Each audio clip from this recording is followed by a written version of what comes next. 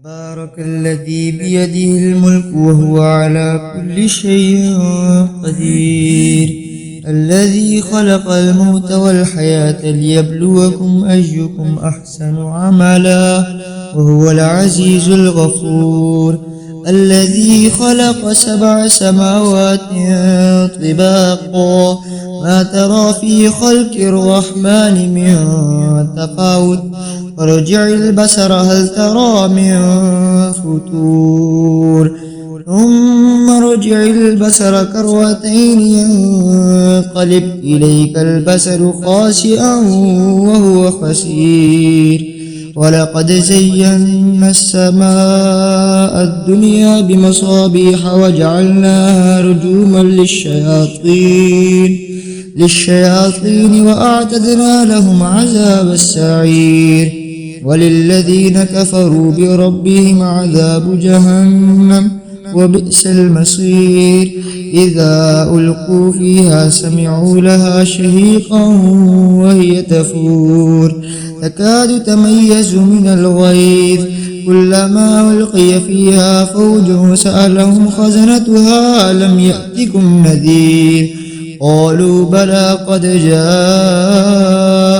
نذير فكذبنا وقلنا ما نزل الله من شيء إن أنتم إلا في ضلال كبير. وقالوا لو كنا نسمع أو نعقل ما كنا في أصحاب السعير فاعترفوا بذنبهم فسحقا لأصحاب السعير. إن الذين يخشون ربهم بالغيب لهم مغفرة وأجر كبير. وأسروا قولكم أو اجهروا به إنه عليم بذات الصدور.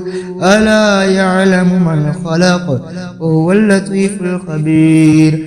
والذي جعل لكم الأرض ذلولا فامشوا في مناكبها وكلوا من رزقه وإليه النشور.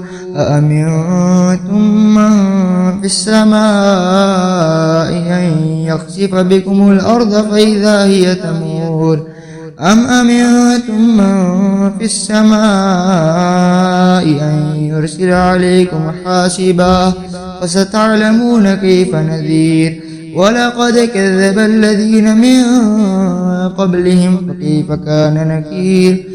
أولم يروا إلى الطير فوقهم صافات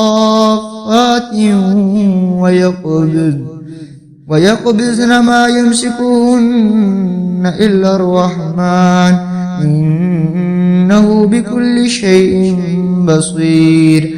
أمن هذا الذي هو جند لكم ينصركم من دون الرحمن إن الكافرون إلا في غرور. أمن هذا الذي يرزقكم إن أمسك رزقه بل لجوا في عتو ونفور. أفمن يمشي مكبا على وجهه أهدى أمن يمشي سويا على صراط مستقيم. قل هو الذي أنشاكم وجعل لكم السمع والأبصار والأفئدة قليلا ما تشكرون. قل هو الذي ذراكم في الأرض وإليه تحشرون. ويقولون متى هذا الوعد إن كنتم صادقين. قل إنما العلم عند الله وإنما أنا نذير مبين. فلما رأوا زلفة سيئت وجوه الذين كفروا وقيل هذا الذي كنتم به تدعون. قل أرأيتم إن أهلكني الله ومن معي أو رحمنا فمن يجير الكافرين من عذاب أليم. قل هو الرحمن آمنا به وعليه توكلنا فستعلمون من هو في ضلال مبين. قل أرأيتم إن أصبح ماؤكم غورا فمن يأتيكم بماء معين.